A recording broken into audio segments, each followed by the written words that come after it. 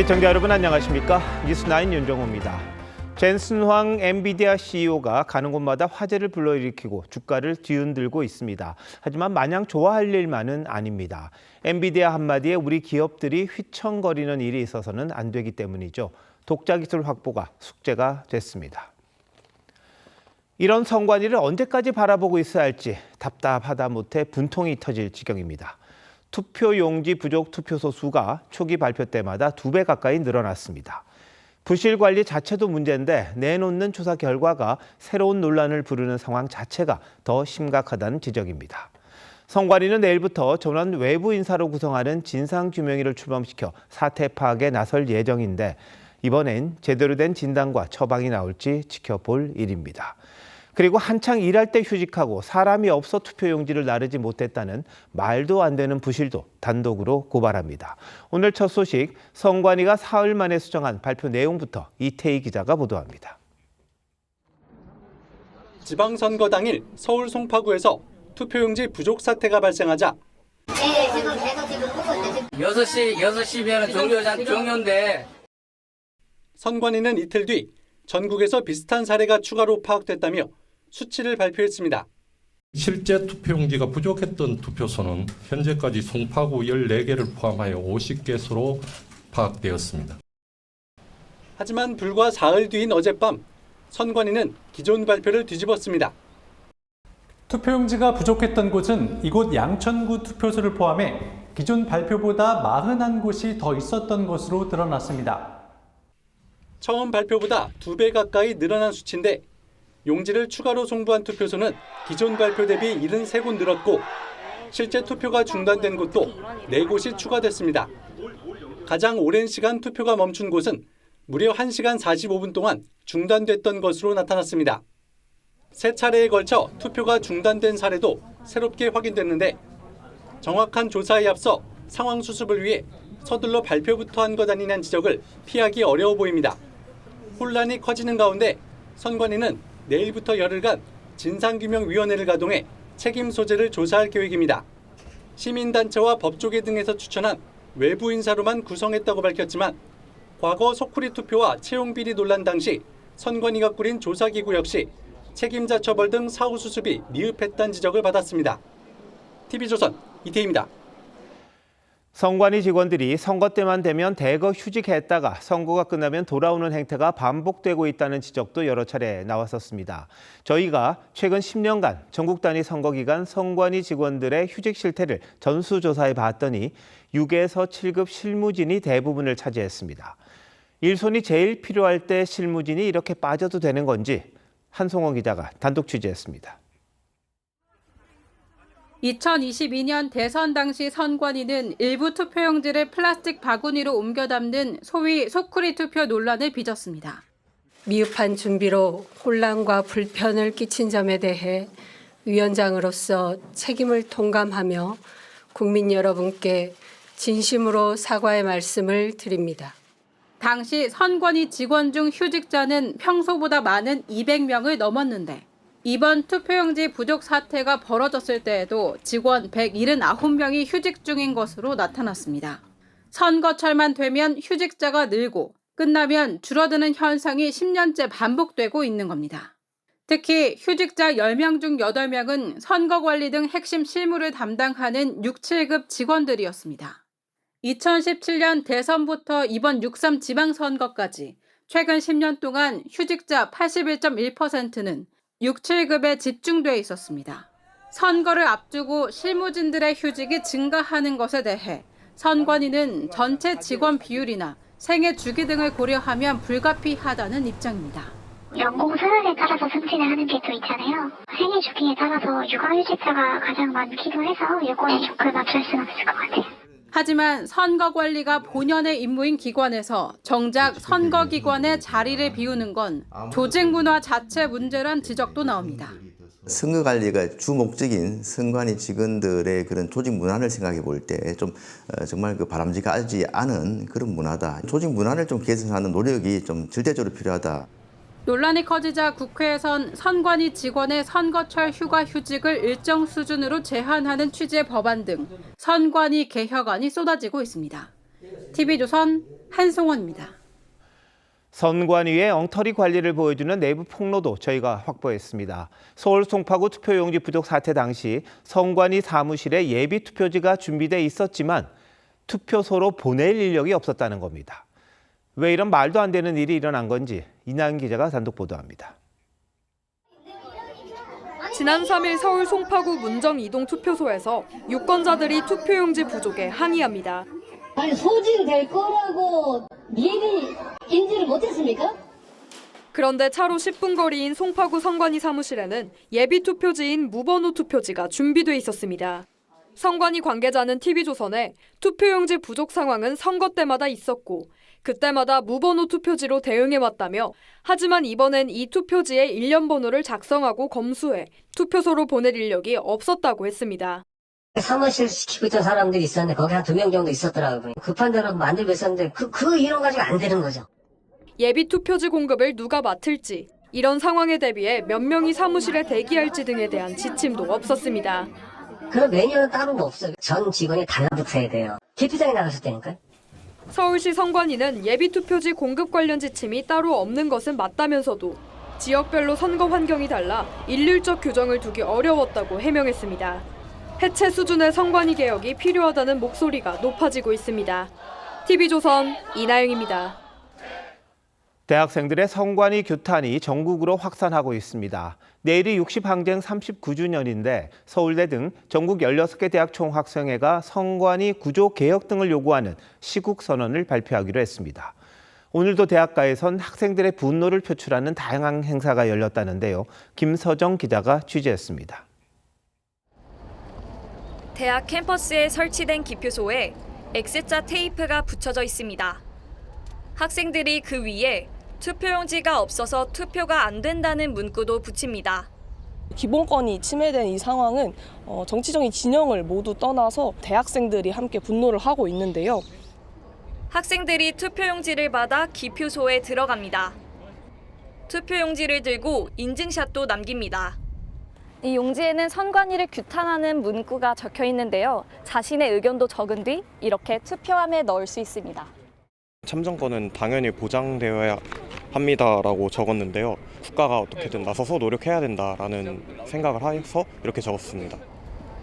서울 13곳을 포함해 전국 16개 대학교 총학생회는 60 민주항쟁 기념일인 내일 오후 6시 시국선언을 발표합니다. 39년 전 6월과 지금의 6월 모두 좀 참정권에 대해서 요구하는 대의민주주의의 근간인 참정권에 대해서 요구하는 모습으로 시국선언에는 선관위 구조개혁, 시민 참여형 개혁 감시기구 설치, 국정조사와 특검을 통한 진상조사 등이 담길 예정입니다. TV조선 김서정입니다. 투표용지 부족 사태에 항의하는 송파구 개표소 앞 집회가 닷새째 이어지고 있습니다.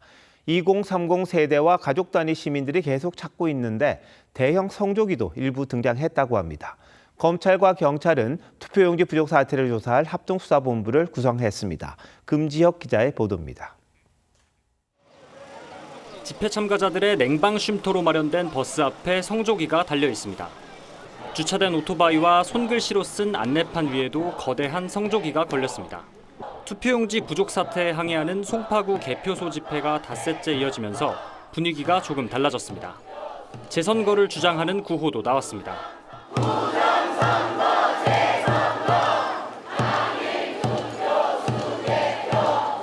하지만 정치색을 배제하고 참정권 침해에 집중하는 젊은 세대의 발걸음도 이어지고 있습니다.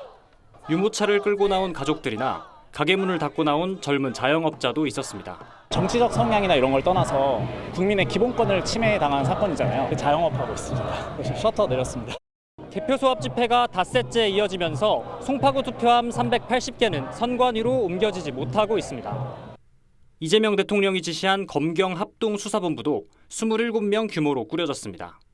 법원은 개혁신당 김정철 서울시장 후보가 신청한 증거보전을 일부 받아들여 잠실 7동 2투표소에서 발견된 투표용지 보관상자 등에 대한 검증을 내일 진행할 예정입니다. TV조선 금지혁입니다. 이재명 대통령이 어제 기자회견에서 선거 결과와 관련해 당의 불만을 드러내는 듯 했는데 오늘도 비슷한 장면이 있었습니다. G7 정상회의 참석자 유럽 순방길에 오르면서 정청래 대표 등 당 지도부에 이례적으로 환송 행사에 오지 말라고 했기 때문입니다. 반면 대통령이 귀국할 때 주로 마중 나왔던 김민석 국무총리는 출국길을 배웅했는데요. 뭔가 이유가 있겠죠. 최지원 기자가 취재했습니다. 벨기에 브뤼셀로 출국하는 이재명 대통령이 김혜경 여사와 서울공항을 나섭니다. 전용기 탑승 전 이 대통령이 가장 먼저 악수를 청한 건 김민석 국무총리였습니다. 환송 행사엔 김 총리와 윤호중 행안부 장관, 강훈식 청와대 비서실장 등이 참석했는데 그동안 함께 해왔던 정청래 대표와 한병도 원내대표는 빠졌습니다. 어제 청와대가 의전 최소화를 이유로 당 지도부에 불참을 요청한 데 따른 겁니다. 선거관리위원회의 채용비리 사건 때도 결과적으로 아무런 조사나 이걸 못한 결과가 그래서 벌어진 거잖아요. 지금 입법부가 이 역할을 좀 해줘야 될 때고 그래서 환송하고 이런 것보다도 그게 더 중요할 때다. 반면 통상 이 대통령 귀국길에 서울공항을 찾았던 김 총리가 출국길 배웅에 나선 건 이번이 처음입니다. 이에 대해 여권 관계자는 이 대통령이 지난 전당대회와 달리 이번에는 확실한 신호를 보내야 한다는 생각이 있는 걸로 안다고 말했습니다. 김민석 띄우기란 의미로 해석됩니다. 다른 관계자는 사실상 당권 레이스를 두고 내전이 시작된 걸로 봐야 한다고 했습니다. 역사적으로 이렇게 단기간 내에 구체적 성과를 많이 낸 내각이 있을까 싶을 정도로 잘해줬죠.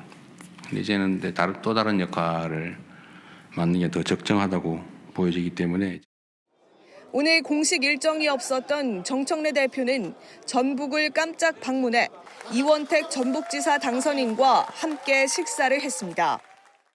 일각에선 청와대의 불참 통보 뒤 호남을 찾은 건 강성 당원들을 향한 구애 메시지 아니냐는 해석이 나옵니다. TV조선 최주원입니다.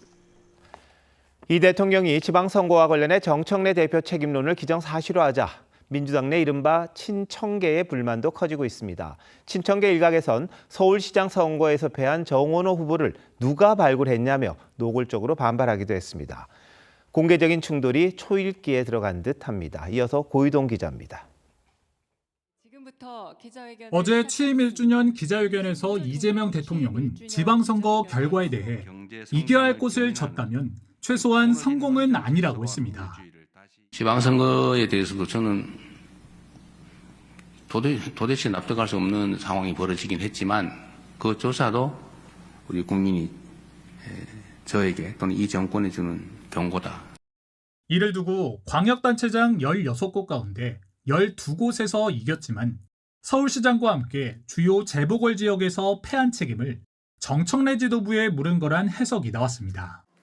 당내에선 어제 이현주 최고위원 사퇴에 이어 오늘도 당과 지도부가 선거 초반 김칫국을 마시면서 민심을 제대로 읽지 못했다는 지적이 나왔습니다.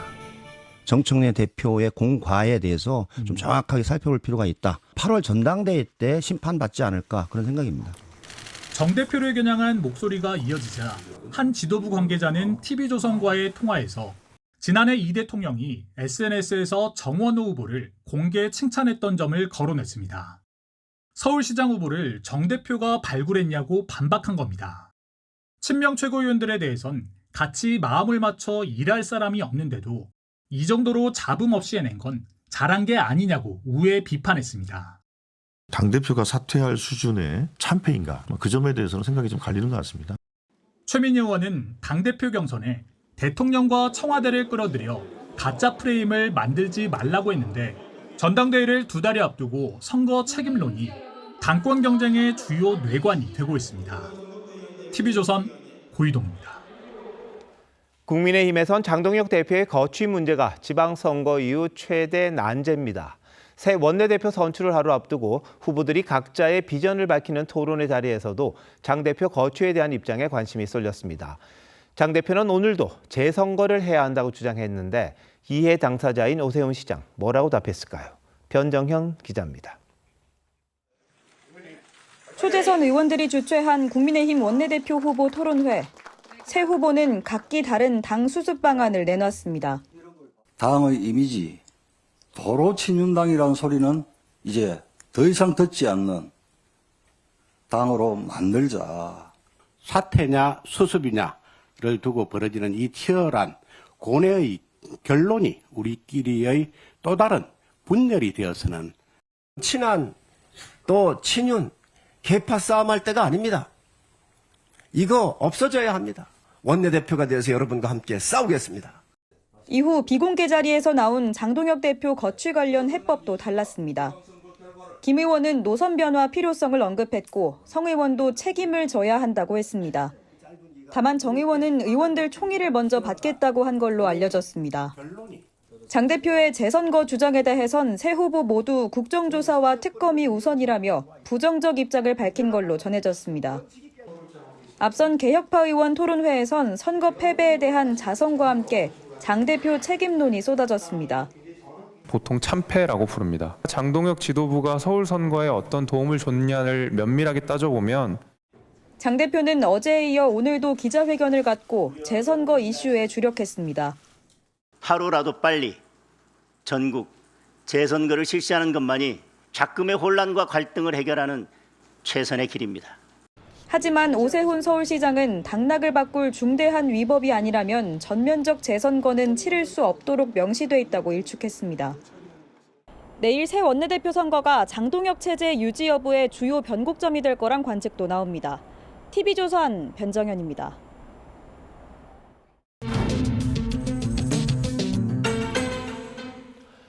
정치 연안에 한 발 더 들어가 궁금증을 풀어드리는 정치 더 시간입니다. 조선일보 배성규 정치 에디터 나오셨습니다. 자, 오늘 주제 알려주시죠. 네, 끝까지 버틴다입니다. 네, 장동혁 대표 얘기죠. 네. 사퇴 요구가 잇따르고 있습니다. 그런데 강하게 버티고 있는데 이유가 뭡니까? 네, 명분은 세 가지입니다.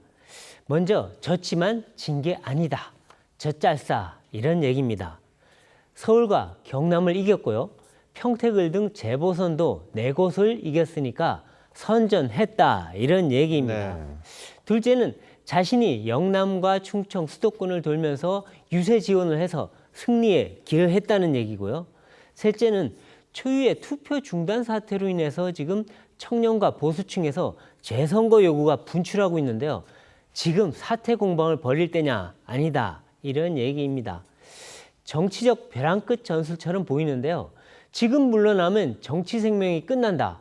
시간 벌면서 소나기를 피하면 살 길이 생긴다. 이런 속내로 보입니다. 네. 당권파에서는 장 대표 이선 후퇴 후 혁신이나 비대위 체제로 전환할 수 있다. 이런 설도 나오고 있습니다. 본인은 많이 도움이 됐다고 그러는데 오히려 현장에서는 장 대표 때문에 선거가 좀 어려웠다, 졌다. 장동혁으로는 미래가 없다. 이런 비판이 많지 않습니까? 네, 그렇습니다.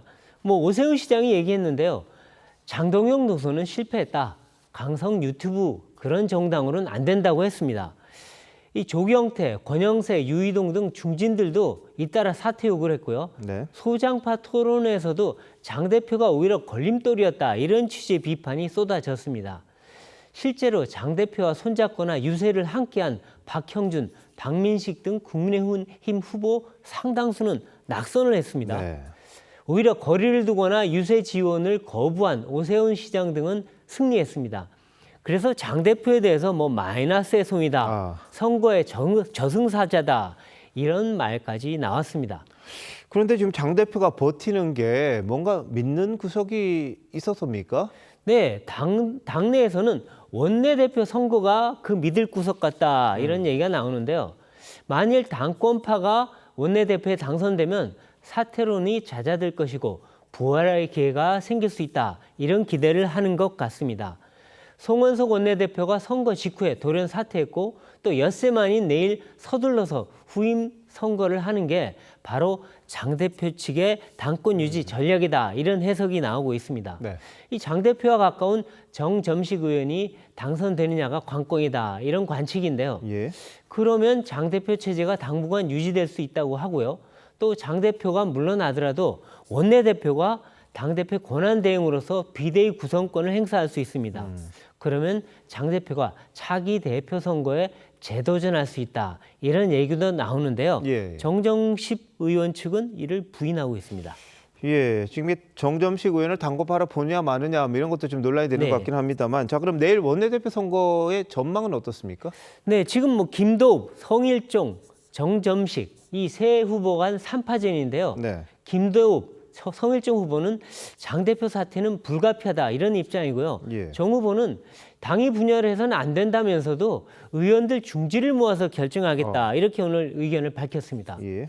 김 후보는 오세훈, 한동훈계와 또 사성그룹 부산 의원들 지지를 받고 있다고 얘기하고 있고요. 성 의원은 충남과 영남 또 중도 소장파 지지세가 강하다고 합니다. 정 후보는 당권파와 TK 또 친윤계 의원들의 지지를 받고 있다고 얘기하고 있습니다. 네. 이 세 가지가 관건으로 저는 보고 있습니다. 먼저 친장동혁이냐 또 반장동혁이냐 누가 세냐 이건데요. 숫자로는 일단 반장 진영이 좀 더 많아 보입니다. 두 번째로는 한동훈 복당 논란인데요. 당권파와 친윤계에서는 한 의원이 복당하면 당이 내분에 빠진다. 또 한동훈계가 공천 보복할 거다 이렇게 걱정을 하고 있습니다.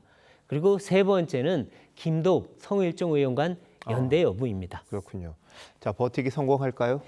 네, 뭐 장 대표는 오늘도 주변에 사퇴는 없다 이런 뜻을 거듭 밝혔다고 하는데요. 김도읍, 성일종 후보가 당선이 되면 사퇴론이 더 거세질 겁니다. 장 대표는 지금 전면 재선거를 요구하면서 송파 집회에 올라타는 그런 형국인데요. 뭐 당 안팎에선 사퇴론을 피하려고 방패막이로 악용하는 거 아니냐 이런 비판도 하고 있습니다. 장 대표가 끝까지 버티면 당도 본인도 함께 타결을 받거나 망가질 수 있다는 얘기가 나오는데요. 네.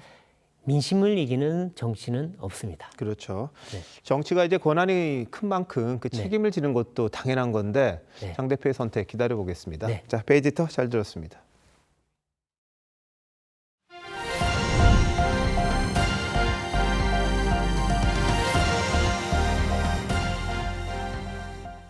중국 시진핑 주석의 방북 소식으로 이어갑니다. 어제 북중 정상회담에선 7년 전 회담과 달리 한반도 비핵화 문제를 일절 거론하지 않았습니다.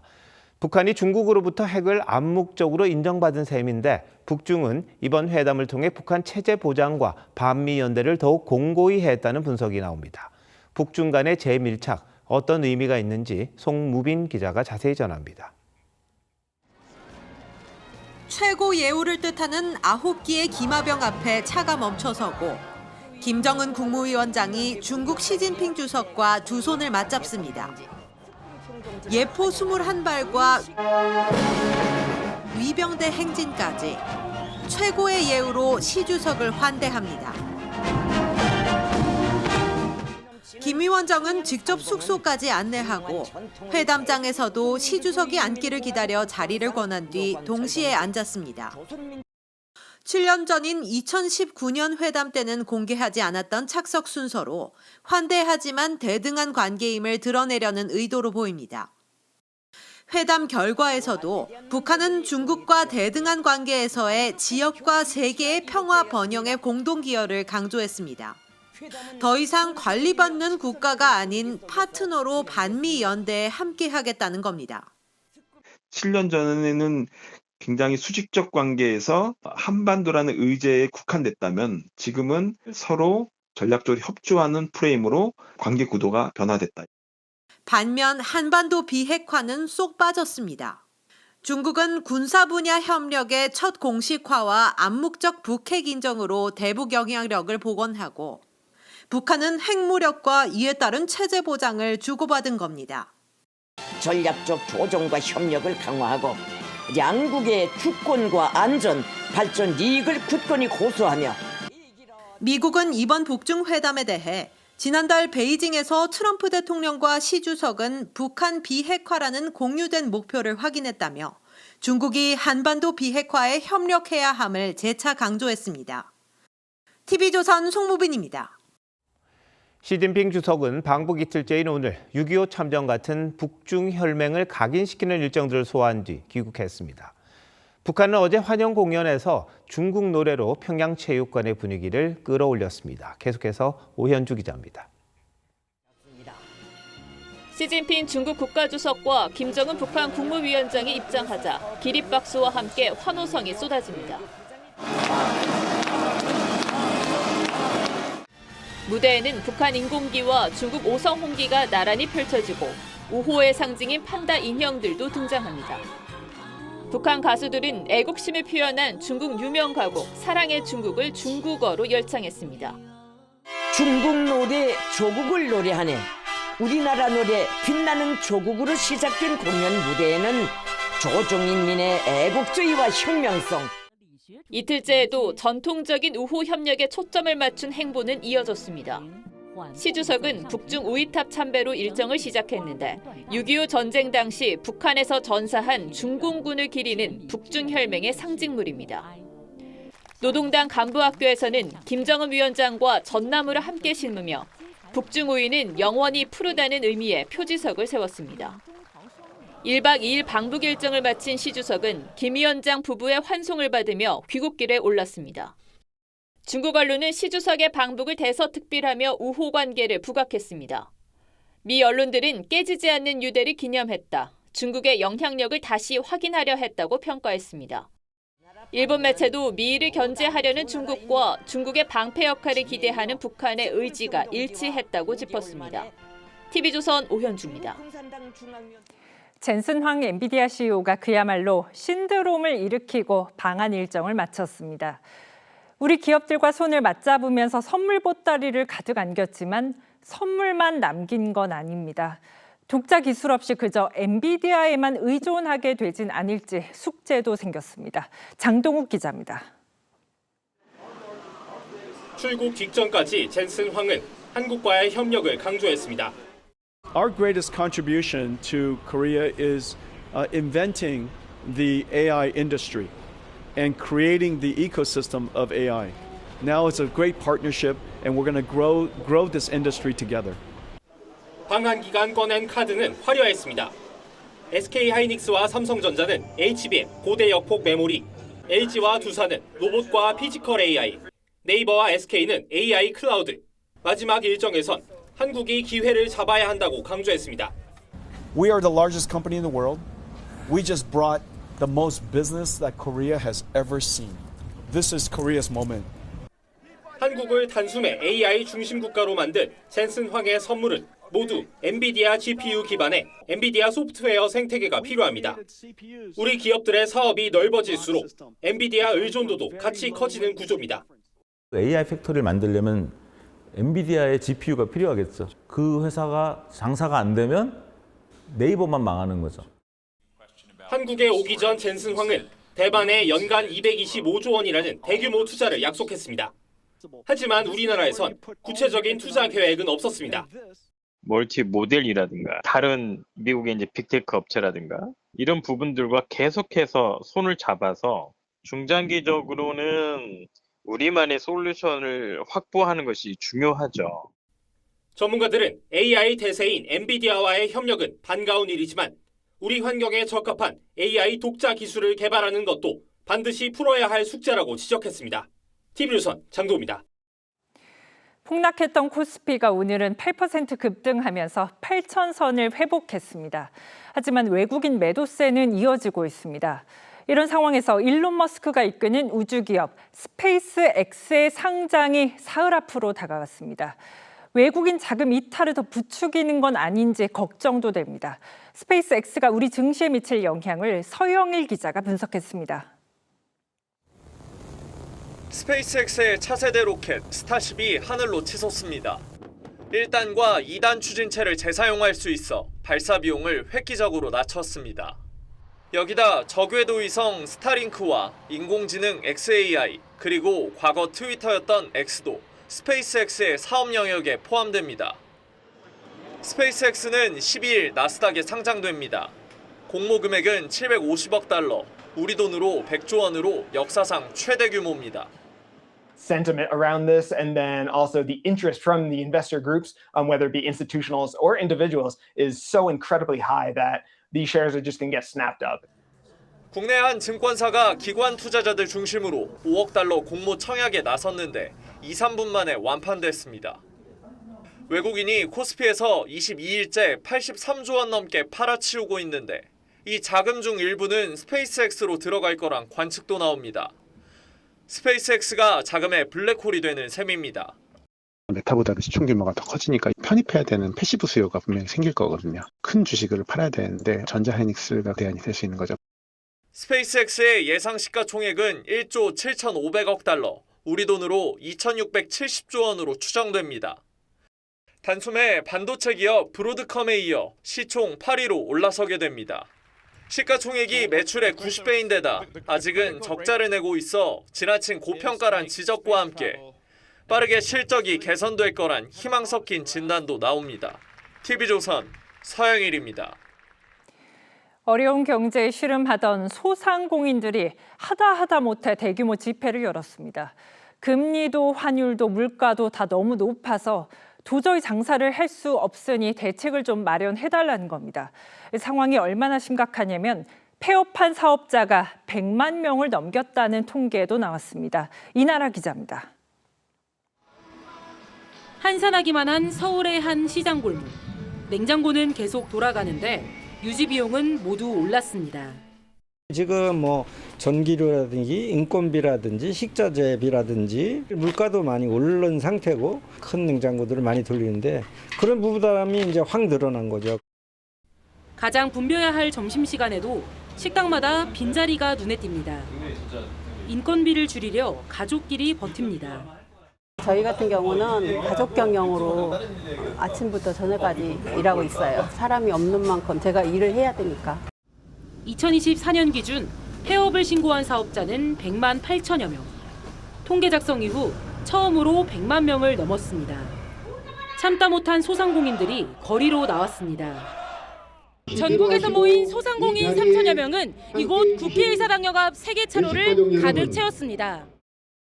더 이상은 못 버틴다. 생존권을 보장하라. 소상공인들은 정부가 추진 중인 일하는 사람 기본법과 5인 미만 사업장의 근로기준법 확대 적용 등을 철회하라고 주장했습니다. 또 소규모 영세업자에게 큰 부담이 되는 최저임금과 주휴수당도 사정에 맞게 구분해 적용하라고 촉구했습니다. 천문학적인 성과금을 요구하는 대기업 노조의 섣부른 배부른 투정을 보았습니다. 소상공인의 상대적 박탈감과 자괴감은 분노를 넘어 피눈물이 되고 있습니다. 소상공인 단체들은 요구안이 받아들여지지 않으면 대규모 총궐기에 나서겠다고 밝혔습니다. TV조선 이나라입니다. 이재명 대통령이 어제 기자회견에서 검찰의 보안 수사권을 놔둘지 여부를 국회 몫으로 넘겼습니다. 이런 상황에서 정부가 모셔온 검찰개혁 자문위원들이 보안 수사권이 꼭 필요하다는 입장을 냈습니다. 여권의 검찰개혁 방향에 공개적으로 반기를 든 겁니다. 자문위는 이 입장을 양심의 목소리라고 표현했습니다. 김예나 기자입니다. 학계와 법조계 전문가로 구성된 국무총리실 산하 검찰개혁 추진단 자문위원회가 낸 12쪽짜리 입장문입니다. 검사의 보안 수사는 제한적으로나마 필요하다며 검사가 보안 수사를 할 수 없게 되면 모든 국민에게 불이익이 돌아갈 것이라고 했습니다. 검사 수사권 전면 박탈이란 목표에 매몰돼 제도 공백과 부작용이 우려된다고도 했습니다. 이근우 자문위원장은 자문위의 의견이 법률 개정안 논의에 반영되지 않았다고 토로했습니다. 저희들 자문 내용이 제대로 반영이 안 됐다는 불만도 있었고 수사권부터 뺐고 나중에 어떻게 수습하자 이런 식으로 좀 무책임한 태도 같아서. 자문위 의견이 반영되지 않은 형사소송법 개정 정부안이 나올 것 같아 양심의 목소리를 냈다는 겁니다. 이런 양심의 목소리를 이게 전달하는 의미도 있고 무엇보다 국민과 함께 인식의 공유를 좀 할 필요가 있겠다. 여당의 보안 수사 폐지 기조에 이재명 대통령도 힘을 실어줬습니다. 국회에 넘기는 쪽으로 그쪽의 의견에 따르는 쪽으로 뭐 그렇게 정리하는 거 아닌가 싶어요. 자문위는 더 이상의 회의가 무의미할 것 같다며 사실상 활동 종료를 요청했습니다. TV조선 김예나입니다. 지방선거 재선에 성공한 박완수 경남지사가 당선 닷새 만에 날벼락을 맞았습니다. 선거 막판에 불거졌던 민주당 김경수 후보 비방 영상 논란 때문에 경찰이 압수수색에 나섰습니다. 국민의힘은 크게 반발했습니다. 이성진 기자입니다. 파란 박스를 든 경찰 수사관들이 경남도청 청사를 나섭니다. 혹시 이번에 압수수색으로 좀 나온 게 있습니까? 압수수색은 경남도청 공보관실과 ENG 영상실 등 홍보 관련 부서, 업무용 PC 저장 장치와 전현직 공무원들의 자택과 휴대전화까지 광범위하게 진행됐습니다. 선거 막판 불거진 민주당 김경수 경남지사 후보 관련 딥페이크 영상 논란에 대해 경찰이 강제 수사에 나선 겁니다.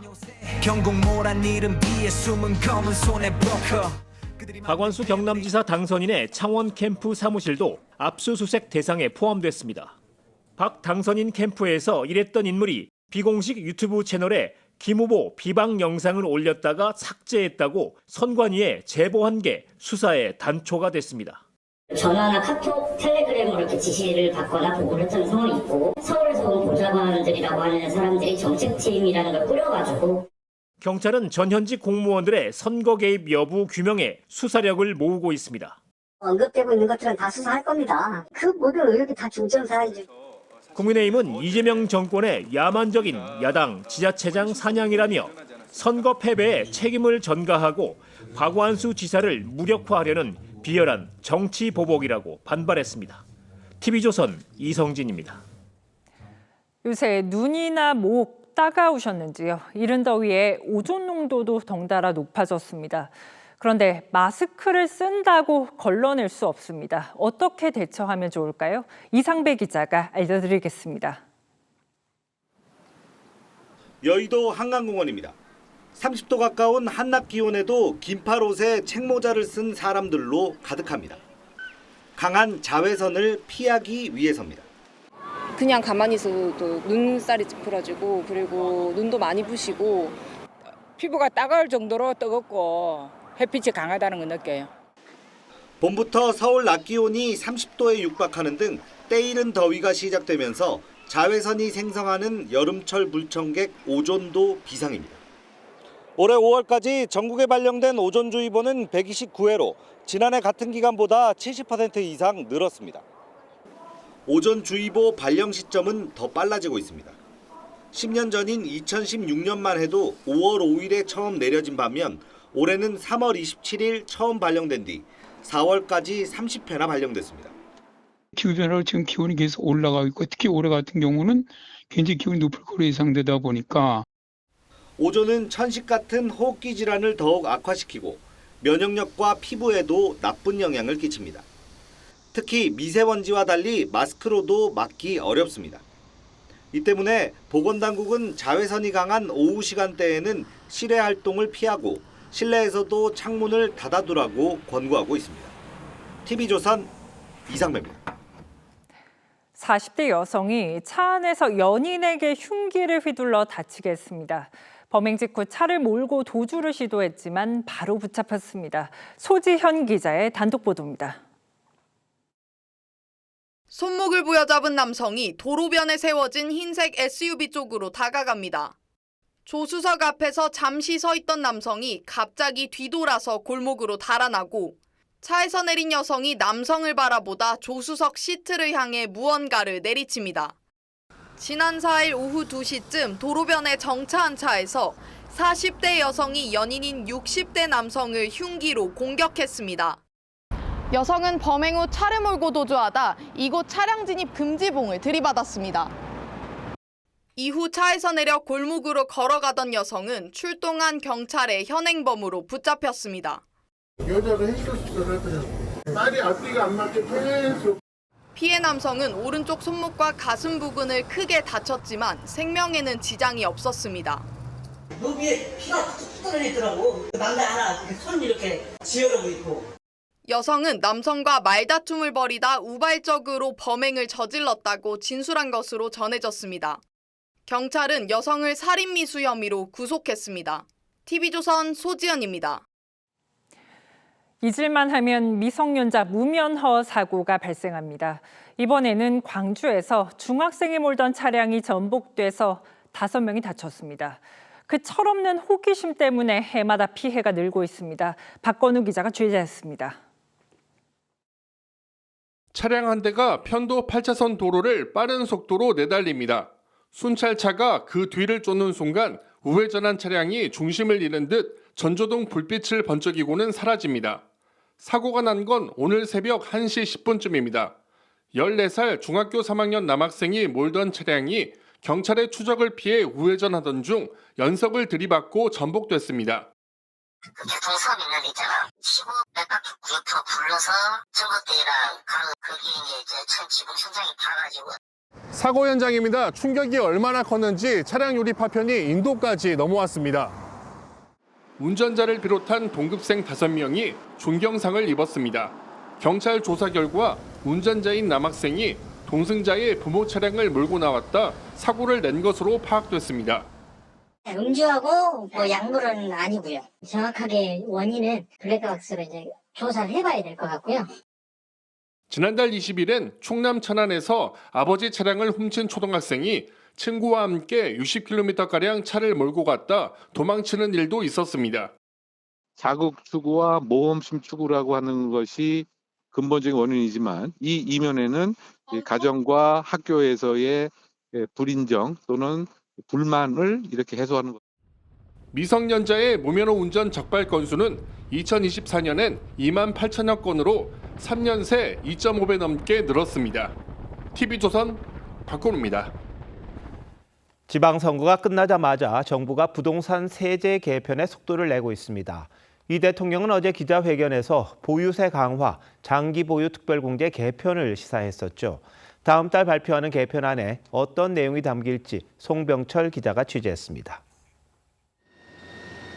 이재명 대통령은 실거주는 보유하되 투기성 주택 보유는 좌시하지 않겠다는 뜻을 다시 한번 분명히 했습니다. 우선 보유세는 우리나라가 낮은 편이라며 강화를 내비쳤습니다. 다주택자와 비거주 1주택자뿐 아니라 고가 주택 보유자도 부담이 늘어날 것으로 보입니다. 그게 거의 사치품화돼 있다. 그러면 서구 선진국이 하는 것만큼의 보유 부담을 갖게 하는 게 맞겠다. 투기 투자 목적으로 가지고 있는 거주용이 아닌 주택에 대한 부담을 늘리자. 집을 팔 때 양도세를 최대 80% 깎아주는 장기 보유 특별 공제도 개편이 기정사실화됐습니다. 비거주 1주택자에 대한 공제 혜택을 없애거나 줄이는 게 확실시됩니다. 이제 지금 제일 좀 타겟이 될 수 있는 게 이제 비거주 주택 소유자들이거든요. 사실 상당 부분이 비거주 주택자들이 대상 범주에 들어갈 수 있어요. 취득세는 생애 최초 주택 구입자나 장기 거주 목적의 실수요자는 부담을 덜어줄 것으로 전망됩니다. 재경부 관계자는 다양한 시나리오를 검토하고 있다고 밝혔습니다. 다만 세금 강화가 세입자에게 전가될 수 있다는 우려도 나옵니다. 더 무진적으로 만든다 그러면 그 부담은 결국 서민 세입자의 전월세 부담의 증가로 이어질 수밖에 없는 게 부담스러운 보유세 증가의 어떤 사회적인 문제점이 되겠죠. 부동산 세제 개편안은 다음 달 말에 발표될 예정입니다. TV조선 송병철입니다.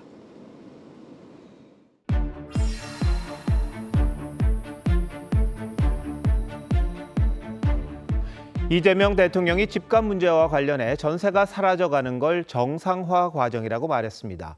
방향성은 맞을지 몰라도 전세 제도가 사라지는 데 따른 피해도 분명해 보이는데요.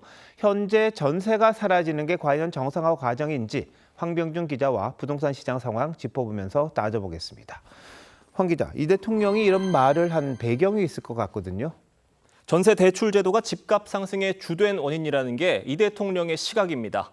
임차인은 전세 대출을 받아 보증금을 대고 집주인은 거액의 보증금을 무이자 대출처럼 활용한다는 거죠. 이른바 갭 투자가 가능해지면서 집값 상승으로 이어지는 걸 지적했다는 해석입니다. 전세 대출을 많이 받는 게 이게 집값을 끌어올린다 이런 이야기인 것 같은데요. 근데 이게 언제부터 이렇게 많이 늘었습니까?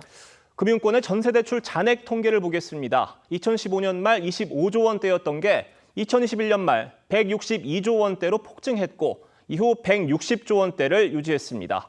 집값이 폭등한 문재인 정부 당시 전세 대출로 수요가 몰리면서 지금과 같은 대출 규모가 형성됐다는 분석입니다. 문재인 정부 당시에 매매 가격이 많이 상승했습니다. 결국에 전월세 가격 상승 압력을 받게 되고 전월세 가격이 상승하게 되면 세입자들은 올라간 전세금을 마련할 수가 없어서 정부가 전세금 대출을 늘린 겁니다. 그래서 이 대통령이 전세 대출을 좀 조이겠다 이런 얘기 같은데 지금 부동산 시장은 어떻게 흘러가고 있습니까? 전반적인 대출 규제 카드를 꺼내 들었지만 이재명 정부 들어서 전세값 상승은 이미 진행 중입니다.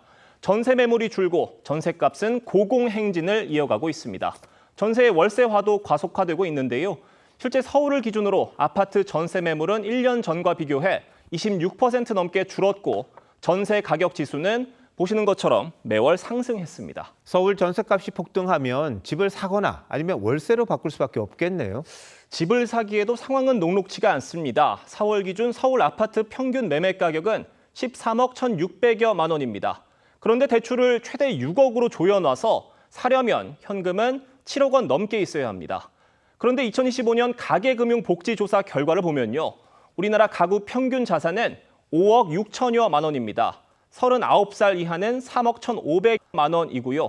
평균 자산이 7억 원이 되는 연령대는 없습니다. 13억 원짜리 집을 사려면 6억 이상 대출을 내야 하는 가구가 많다는 얘기입니다. 월세는 6.27 부동산 대책 이후 꾸준히 올라서 실수요자들에게 부담이 되긴 마찬가지라는 지적입니다. 자, 그래서 정부가 공급 대책을 내놓겠다는 건데 그게 대안이 될까요? 네, 정부는 2030년까지 수도권에 135만 가구를 신규 착공하겠다는 계획인데요.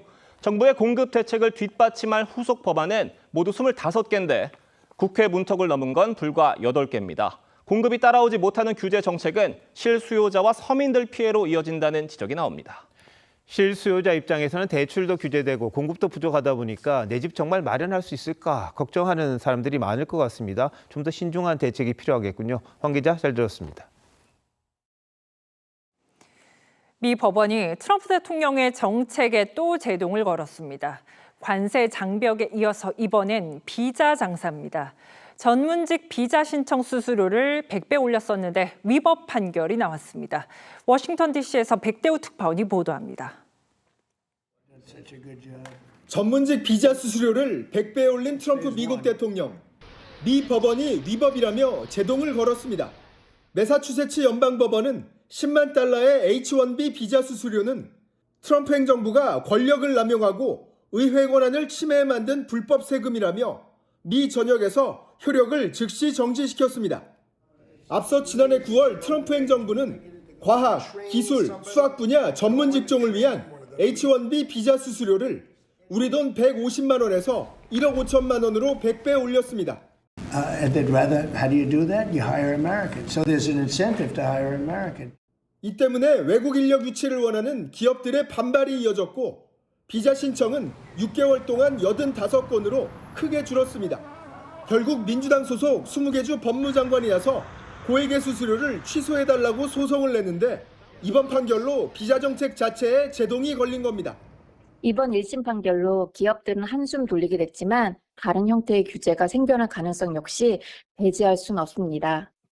백악관은 반발하며 항소를 예고했습니다. 미 법원이 트럼프 케네디 센터에서 트럼프 이름을 빼라고 명령한 데 이어 비자 수수료까지 무효화하면서 일각에선 미 법원이 트럼프 행정부의 이딴 조치를 막아서고 있다는 해석도 나옵니다. 미국 워싱턴 DC에서 TV조선 백대호입니다.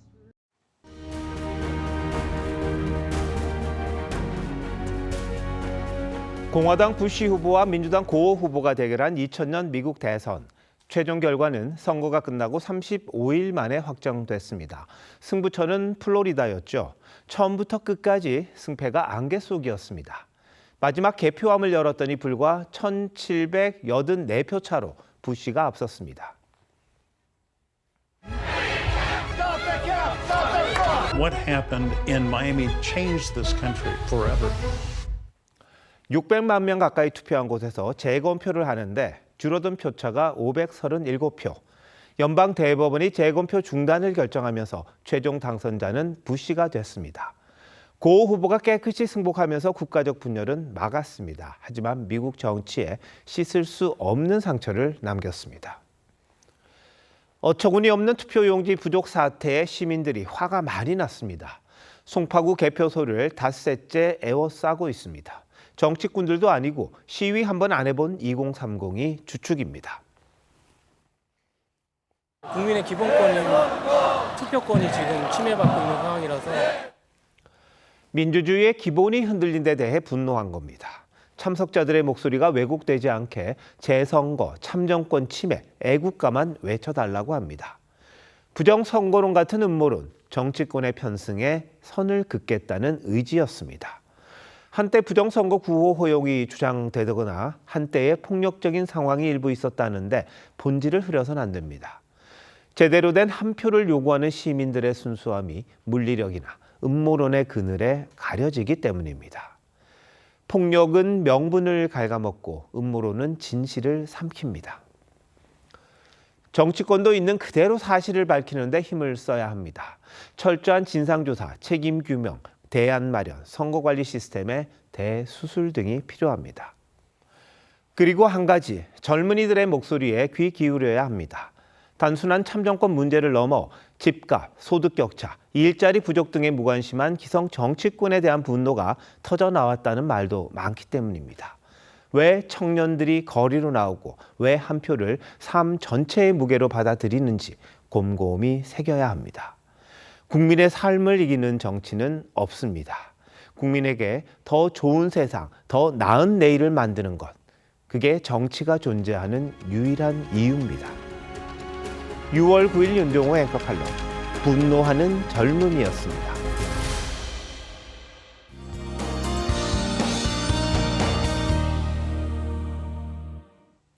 제법 선선하게 불어오는 바람에 내일도 심한 더위는 없겠습니다.